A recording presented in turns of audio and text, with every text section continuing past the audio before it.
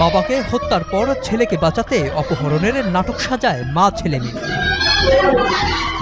সন্ধ্যার পরে কলো যে হয় এই ছেলেটা ওই তার বাপরে কুবাইছে, পরে চাকু হাতে বটি হাতে, গায়ে রক্ত, পরে বের হয়ে গেছে। শুধু একটি ঘটনা নয়, প্রায় প্রতিদিনই দেশের কোথাও না কোথাও ঘটছে এমন পারিবারিক হত্যাকাণ্ড। দীর্ঘ ৩ বছর প্রেমের পর বিয়ে করেন মোটর মেকানিক জুনায়েদ। বিয়ের পর জানতে পারেন তার স্ত্রীর বিবাহ বহির্ভূত সম্পর্কের কথা। তখন স্ত্রীকে হত্যার পর নিজে করেন আত্মহত্যা। আর জোয়ার টাকা চাইলে দিতে অস্বীকৃতি জানালে বাবা মাকে নৃশংসভাবে হত্যার পর ঘরের মেঝেতেই মাটি চাপা দেয় ছেলে। তার ওয়াইফকে হত্যা করার পর নিজেও সে সুসাইড করে। পরে সকালে দোকানে না আসাতে আমরা বাসায় গিয়ে দেখি যে দরজা খুলতেছে না। ছেলেটা বটি এক হাতে ছুরি নিয়ে নামছে, ওই অবস্থায় নামছে করে মানুষের ভয়ে ওনার কাছে যেতে পারে না। আপনাকেই বলছি, ইন্স্যুরেন্স করলে সিটিতে সুরক্ষা পাবেন নিশ্চিত। ভালোবাসা, বিশ্বাস আর রক্তের সম্পর্কের বন্ধনে ফাটল ধরাচ্ছে হিংসা, অবিশ্বাস আর প্রতিশোধ। গত ৯ মাসে দেশে ৪৫৬টি পারিবারিক হত্যার ঘটনা ঘটেছে, যা আগের বছরের তুলনায় প্রায় ১৩% বেশি। এর মধ্যে স্বামীর হাতেই প্রাণ হারিয়েছে অন্তত ১৬৯ জন নারী।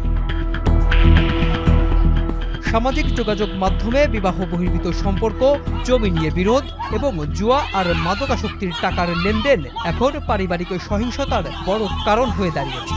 শুধুমাত্র রাজধানীতে প্রতি মাসে প্রায় ২০ থেকে ২২ জন পারিবারিক হত্যাকাণ্ডের শিকার বলে জানান পুলিশ। গড়ে ২০ থেকে ২২টির মতো খুনের ঘটনা সংঘটিত হয়। এর মধ্যে একটা উল্লেখযোগ্য অংশ অবশ্যই পারিবারিক বা দাম্পত্য কলহের জের ধরে ঘটে থাকে।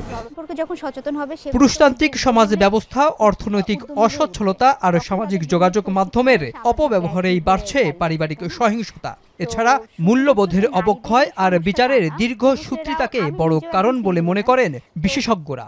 বর্তমানে পারিবারিক সহিংসতা বৃদ্ধির মূল কারণ যদি আমি বলতে চাই, সেটা হচ্ছে পুরুষতান্ত্রিক যে একটা প্রভাব আছে সিদ্ধান্ত দেওয়ার ক্ষেত্রে, এটার একটা প্রভাব। আরেকটা হচ্ছে সোশ্যাল মিডিয়ার একটা খারাপ ব্যবহার। যে ধরনের নীতি নৈতিকতার কিংবা যে ধরনের আস্থার, শ্রদ্ধার, সম্মানের সম্পর্ক থাকা দরকার, এই জায়গাগুলোতে যথেষ্ট ঘাটতি আছে।